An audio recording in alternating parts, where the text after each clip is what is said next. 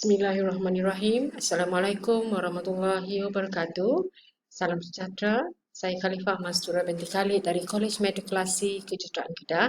Dan untuk video saya kali ini, saya akan berkongsi tips untuk calon-calon guru cemerlang dan perkongsian tips berdasarkan pengalaman ini akan terbahagi kepada beberapa video. Jadi stay tune selepas habis video yang pertama, tunggu dan ikuti video yang kedua dan video yang seterusnya. Okey? Baik.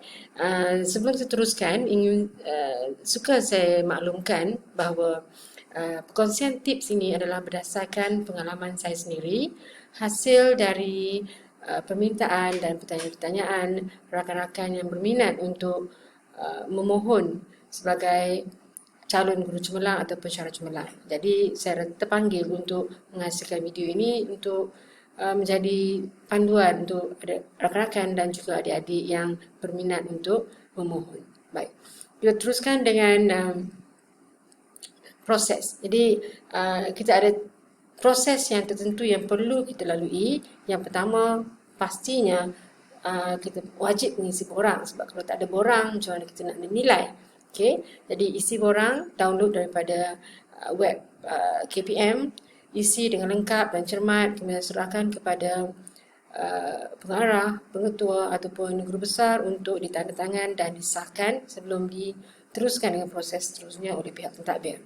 Kemudian selepas itu kita kembali kepada dokumen kita, lengkap dan kemaskinikan dokumen selama 3 tahun, dan ini bukan kerja sehari, ini adalah kerja yang berperingkat-peringkat selama 3 tahun supaya kita tidak tergopoh apa, terkocoh-kocoh untuk menghasilkan yang terbaik. Seterusnya kita hendaklah bersedia untuk penilaian, ya. Think positif, insyaAllah jika ada rezeki datanglah pihak jemaah nazir untuk membuat penilaian ke tempat kerja kita sama ada di kolej ataupun di sekolah, ya. Kemudian akhir sekali, of course, tunggu keputusan. Okey, kemudian saya kongsikan sedikit beberapa tips persediaan. Jadi saya bahagikan kepada 3, iaitu persediaan secara mental, persediaan secara fizikal dan juga persediaan bahan. Jadi apa maksud dia mental? Okey, pertama kita perlu ada sokongan. Jadi sokongan, saya lajukan sikit. Jadi sokongan dari pihak keluarga, pihak majikan, kawan-kawan, pelajar. Ya, perlu ada semua tu. Kemudian kita perlu juga ada bantuan. Selain daripada sokongan, kita perlu ada bantuan. Bila kita perlukan para pelajar untuk membantu kita dalam PDPC ataupun rakan-rakan untuk membantu kita menyediakan bahan, ya. Jadi dua ini adalah sangat penting, sokongan dan bantuan rakan-rakan dan orang-orang di sekeliling kita. Seterusnya untuk fizikal, ya, persediaan fizikal, kerja buat dan juga tekanan. Ini adalah saling bantu membantu, okey, ataupun perlu memerlukan. Kerja buat. Kalau kerja buat kita sistematik, insya-Allah kurang tekanan. Tapi akan jadi sebaliknya kalau kerja buat kita tidak sistematik. Okey. Dan part yang seterusnya adalah bahan. Ini adalah yang bagi saya sangat-sangat penting, kerana jika bahan ataupun dokumentasi kita tidak lengkap dan tidak kemas, maka penilaian yang dijalankan itu bagi saya kurang mantap. Okey, seterusnya saya akan kongsi sedikit tips bagaimana kita menyediakan diri untuk menjadi salun guru cemerlang atau pensyarah cemerlang. Okey, jadi yang pertama, guna tiap peluang ataupun ruang yang tiba di depan mata. Peluang dan ruang yang diberikan oleh pihak admin ataupun pihak pentadbir ataupun rakan-rakan sendiri. Okey, jangan tolak. Take the challenge, alright? Kemudian fokus pada niche tertentu. Kita ada banyak bakat, kita ada banyak kegemaran, banyak benda yang kita suka buat. Tapi nasihat saya, fokus pada niche tertentu. Bagi saya suka mengajar. Of course lah, kalau kita jadi guru cemerlang ataupun guru biasa pun kita mesti ada minat untuk mengajar. Tetapi bila bercakap tentang niche, ada something yang we really want to do. Jadi bagi saya, niche saya yang paling saya fokus adalah pada penghasilan inovasi. Tuan-tuan dan perempuan boleh fikirkan apa niche yang kita ada dalam diri kita sendiri. Okay, next is perancangan 3 tahun. Persediaan bahan, perancangan mesti 3 tahun ke belakang. Ya. Kemudian yang keempat, kita mesti ada mentor atau sifu yang baik. Sebab ini adalah orang-orang yang kita akan emulate.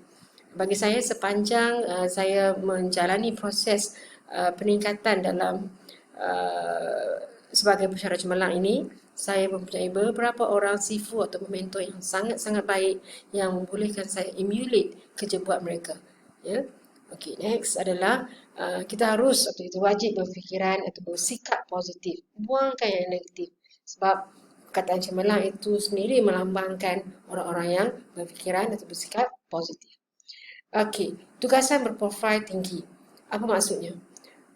Bagi saya, tugasan berprofil tinggi ini adalah sangat-sangat penting. Sebab itu adalah yang akan membezakan antara guru dan guru cemerlang. Ya, jika anda sanggup mengambil tugasan berprofil tinggi, maka anda mampu untuk melangkah dengan lebih jauh. Misalnya, bukan setakat mampu membuat kerja-kerja di bahagian sekolah saja, tapi jika diberi tugasan di peringkat negeri, di peringkat kebangsaan, lagi di peringkat international, sanggup terima. Itu tugasan berprofil tinggi maksud saya. Okay, next we go to dokumentasi ataupun laporan. Jadi untuk dokumentasi dan laporan ini sangat-sangat penting di dalam sistem penaziran saya ataupun sistem penilaian.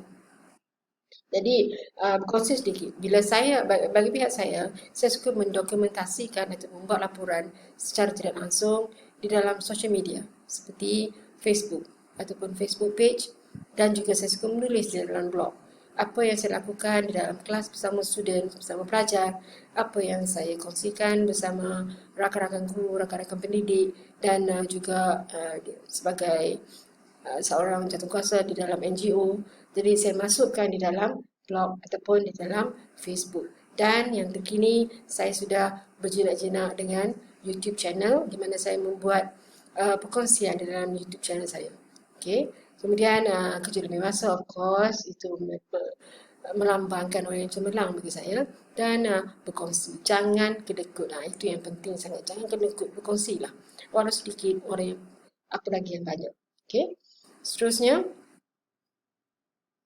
baik, suka saya nyatakan di sini beberapa slide yang akan datang, yang akan saya paparkan nanti adalah bukan slide saya sendiri, tetapi saya pinjam dari slide yang pihak Nazir berikan semasa mereka memberi taklimat kepada guru-guru yang berminat untuk apply sebagai guru cemerlang ataupun pensyarah cemerlang. Jadi saya sendiri tidak mengikuti taklimat tersebut dan slide ini saya dapati daripada kawan yang telah mengikuti taklimat tersebut. Jadi saya kongsikan di sini untuk maklumat kita bersama. Okey, jadi pengalaman dalam bidang kita ada sini untuk yang guru-guru yang bukan siswaza, kita mulakan dengan Digi 32, ya, kita ada 34 dan Digi 38. Untuk guru-guru atau pendidik siswaza 44, kita ada 48, 52, 54 dan grade khasi. Okey. Ini juga adalah paparan untuk syarat khusus. Saya rasa tak perlulah saya elaborate banyak di sini sebab jika tuan-tuan perempuan sudah berminat untuk memohon, pasti tuan-tuan perempuan akan dapat makluman tentang ini di dalam web yang tuan-tuan perempuan ikuti. Okay, alright. Ini adalah kriteria penilaian. Suka saya fokus pada ini. Ya, jadi dalam bidang akademik persentasenya adalah 10%, kompetensi 20%. Okey, jadi markah PPPP adalah 40%. Ya, markah PPPP penilaian bersepadu pegawai perkhidmatan pendidikan. Ya, jadi ini adalah penilaian yang memberi kita 40 markah. 40% ya. Kemudian 5% daripada pengalaman, kita bercerita tentang pengalaman, dan 25% adalah dari pemantauan yang dijalankan sekiranya kita terpilih. Okay. Alright, seterusnya kita pergi kepada kaedah penilaian. Jadi kaedah penilaian ni dia ada 4 step. Jadi sekiranya tuan-tuan dan puan terpilih, pihak Nazir turun ke sekolah, mereka akan beritahu seminggu ataupun 2 minggu sebelum dia datang, dan tidak ditetapkan tarikh, mereka tidak akan beritahu tarikh kerana sebelum tu mereka akan minta jadual waktu dan kita akan hantar. Dan secara frankly speaking, melalui 3 pengalaman saya dinilai oleh pihak Nazir, saya tidak pernah tahu bila hari dia orang akan datang. Tiba-tiba muncul je. Ya? Jadi maknanya bila mereka call untuk bagi tahu yang anda terpilih, tahniah anda terpilih untuk penilaian, minta tuan dan puan bersedia, maka kita perlu ekstra sedialah, sebab hari-hari pun, hari mana yang dia nak datang pun kita tak pasti. Okay. Jadi proses pertama, semakkan dokumen. Jadi apa yang kita tuliskan di dalam borang pastikan ada. Kemudian kita ada 10 minit untuk pembentangan. Kemudian kita ada pemerhatian dan juga temu bual. Akan ada temu bual, ya, juga akan ada sort of like interview kita, dan juga rakan sekerja, pihak admin dan juga pelajar. Dan akhir sekali ada pencerapan PDP. Ya, yang ini sangat penting. Jadi ini adalah kaedah penilaian yang akan dilakukan sekiranya tuan-tuan dan puan terpilih sebagai calon. Jadi shortlisted. Ya. Okay. Jadi saya akan terangkan tentang kaedah penilaian ni di dalam video yang kedua. Jadi stay tune. Fikirkan tentang apa yang nak ditanya. Jika sekiranya daripada video yang pertama tadi, tuan-tuan dan perempuan ada sesuatu yang perlu penjelasan lebih, jadi keep in mind, dan insyaAllah saya akan cuba jawab sebaik mungkin. Baik, okay, so stay tuned for the next video. Okay, Assalamualaikum, bye.